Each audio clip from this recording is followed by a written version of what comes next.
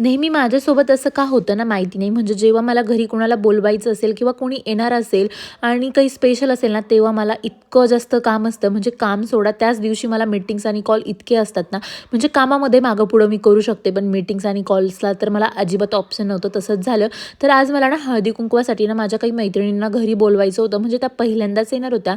तसं तर मी ना हळदी-कुंकू संक्रांतीच्याच दिवशी केलं होतं, पण इकडच्या काही मैत्रिणी होत्या ना, म्हटलं त्यांना घरी बोलवूयात.